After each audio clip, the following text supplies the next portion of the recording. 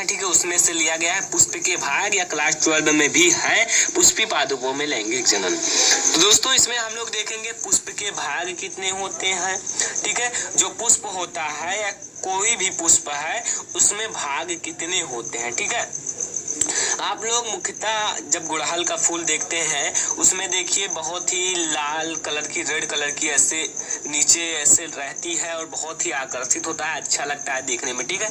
तो वो भी उसी का भाग है और आज हम आप लोगों को बताएंगे कौन कौन से भाग, वाह्य दल, नर जननांग या नर जननांग को हम कह सकते हैं पुमांग, ठीक है, या एंड्रोसियम और जायांग या गायनोसियम या मादा जनन अंग। तो दोस्तों वीडियो को लास्ट तक देखना, अगर चैनल को सब्सक्राइब नहीं किया तो सब्सक्राइब कर लीजिए। देखिए पहला देखिए आप लोग पहले देखिए कुछ आवृत जीवी पौधों में नर तथा मादा जननांग पुष्पों में स्थित होते हैं। आवृत जीवी जैसे आपका गुड़हल हो गया, आम हो गया, ये सब आवृत जीवी हैं। और आवृत बीजी पौधों में नर तथा मादा दोनों जननांग, ठीक है, नर तथा मादा यानी कि एंड्रोसियम एंड गायनोसियम दोनों जननांग पुष्पों में उपस्थित होते हैं, ठीक है।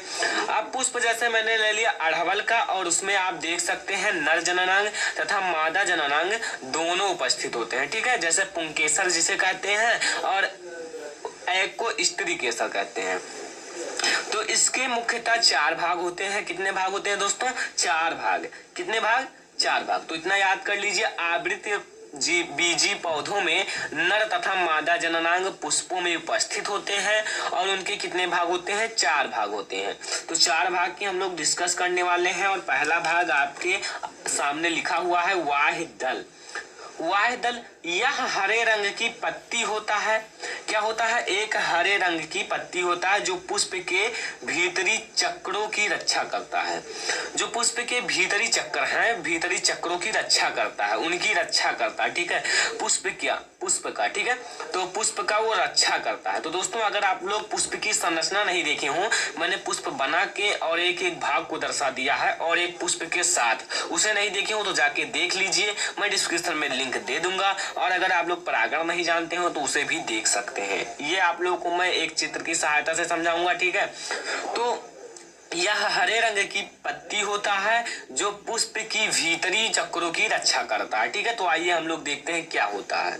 अब दोस्तों यहाँ आप लोग देखिए दल की इसका दूसरा भाग है। अब दल जो दोस्तों ऐसे रेड कलर का गुड़हल में ऐसे आकर्षित करता है, ज्यादा सुंदर दिखता है, उसी की वजह से वही दल है। तो दल में आप लोग लिख दीजिए ये रंगीन होता है। भैया रेड होता है तो ये रंगीन तो होता है, तो यह रंगीन होता है, पहला स्टेप, ठीक है। रंगीन होता है या नहीं देखे हो, ठीक है, नहीं देखे हो तो पुष्प की संरचना में देख सकते हैं, ये रंगीन होता है। और दूसरा क्या है कि ये रंगीन होता है। और फिर देखिए परागण की क्रिया आप लोग नहीं जानते होंगे, और नहीं जानते हो तो मैंने पढ़ा दिया है, ठीक है, उसे आप लोग देख लीजिए।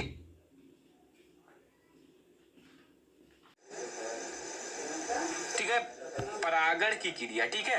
परागण की क्रिया क्या है? परागकोश से परागकणों को वर्तिकाग्र तक स्थानांतरित करने की क्रिया, वही परागण की क्रिया होती है। परागण की क्रिया में कीटों को आकर्षित करता है, कीटों को आकर्षित करते हैं। ये देखिए कीटों को आकर्षित करता है, ठीक है।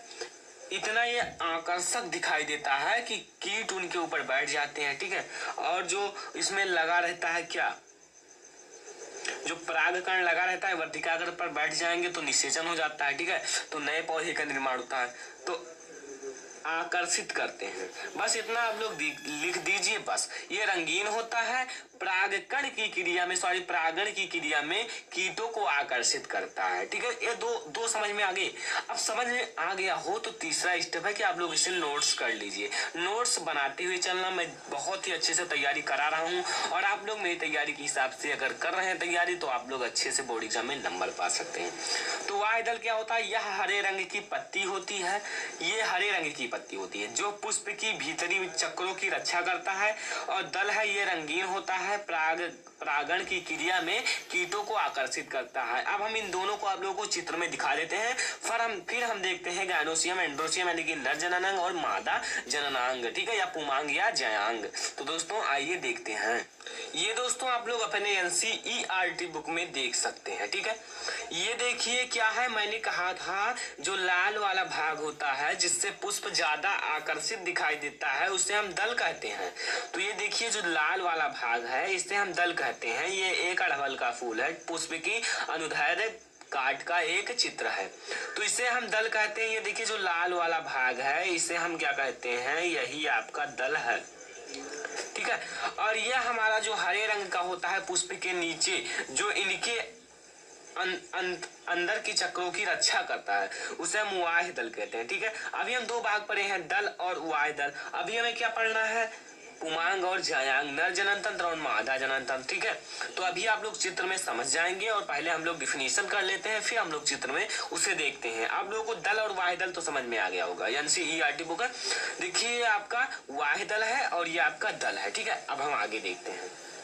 अब दोस्तों हमारा आता है नर जनन अंग, ठीक है। क्या आता है, नर जनन अंग, जिसे हम कह सकते हैं पुमांग या हम इसे कह सकते हैं एंड्रोसियम, ठीक है। तो आइए हम लोग देखते हैं। इसे पुंकेसर कहते हैं, नर जनन तंत्र, ठीक है, इसे हम पुंकेसर कहते हैं। अब पुंकेसर में क्या होता है कि पुंकेसर अगला भाग फूला हुआ होता है। देखिए जो पुंकेसर का इस टाइप से होता है ऐसे, ठीक है। तो ये अगला भाग फूला हुआ होता है, ठीक है, इतना समझिए, अगला भाग फूला हुआ होता है जिसे परागकोश कहते हैं। ये जो भैया फूला हुआ भाग होता है उसे हम लोग परागकोश कहते हैं। तो स्टेप बाय स्टेप समझिए। देखिए भाई, इससे पुंकेसर कहते हैं, ठीक है, पहला स्टेप। इससे हम क्या कहते हैं, पुंकेसर। और पुंकेसर का अगला भाग फूला हुआ होता है, ठीक है, जिसे हम क्या कहते हैं, परागकोश कहते हैं। क्या कहते हैं, परागकोश। इसमें परागकण होता है, इसमें क्या होता है, परागकण। अगर हम परागकण को वर्तिकाग्र तक स्थानांतरित ना करें तो परागण की क्रिया संभव नहीं होगी। इसलिए ये कीटनाशक कीट से हो सकता है, वायु से हो सकता है, ठीक है, वायु चलती है और ये जो होता है परागकण वर्तिकाग्र तक पहुंच जाता है तो परागण की क्रिया हो जाती है, ठीक है। तो इसे हम क्या कहते हैं, पुंकेसर कहते हैं। पुंकेसर का अगला भाग फूला होता है जिसे परागकोश कहते हैं। इधर देख लीजिए, परागकोश कहते हैं इसे, इसमें परागकण होता है, ठीक है, परागकण। तो अब हम अगला देखते हैं जो कि हमारा लास्ट है, जो कि चौथा भाग है। और आप लोगों को चित्र भी अभी समझा देता हूं एक बार, फिर आप लोग अच्छे से समझ जाएंगे। अब हमारा आता है मादा जनन तंत्र, नर जनन तंत्र और मादा जनन तंत्र, ठीक है। अगर देखिए मादा जनन अंग या तंत्र है, इससे हम क्या कह सकते हैं, गायनोसियम या जयांग, ठीक है, जयांग या गायनोसियम। इसकी प्रत्येक इकाई को अंडप कहते हैं, ठीक है, अंडप कहते हैं। निचला भाग फूला हुआ होता है, क्या हुआ होता है, फूला हुआ, ठीक है। निचला भाग जो इसका होता है वो फूला हुआ होता है। और फिर क्या होता है, उसे हम क्या कहते हैं, अंडाशय कहते हैं। जो फूला हुआ भाग होता है उसे हम क्या कहते हैं, अंडाशय कहते हैं। बीजांड से बीज बनता है, जो बीजांड होता है उसी से ही क्या बनता है, बीज बनता है, ठीक है। अब आप लोग समझिए कैसे फूला हुआ होता है, थोड़ा सा यार चित्र भी समझ लीजिए। जैसे यहाँ से ऐसे बना रहता है, ऐसे देखिए, यहाँ आप लोग हमारा कर देते हैं, ठीक है।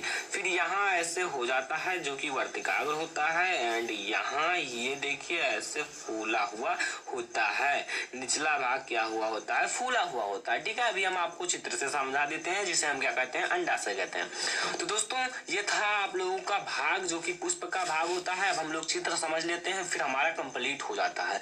तो ये इंपॉर्टेंट भी क्वेश्चन है, तो दोस्तों ध्यान से देखिए। तो आइए देखते हैं इसके भाग, ठीक है। तो अब हम देखते हैं इसका, देखिए इसमें जो ये है, ये जो फूला हुआ भाग है, अभी मैंने समझाया है फूला हुआ भाग। तो फूला हुआ भाग आप वैसे ही कह सकते हैं मादा जनन अंग है, ठीक है, मादा जनन तंत्र है, ठीक है। और जिसे हम क्या कहते हैं, मादा जनन तंत्र को गायनोसियम एंड जयांग, ठीक है। ये देखिए, ये आपका वर्तिका है, ये पूरा जो है ये वर्तिका है, ठीक है। और ये अंडाशय है, ये, ठीक है, अंडाशय। और ये जो है वर्तिकाग्र है, ये ऊपर का, ये जो है वर्तिकाग्र है, और ये जो है वर्तिका है, और ये जो है अंडाशय है, ठीक है। तो ये है पुष्प के।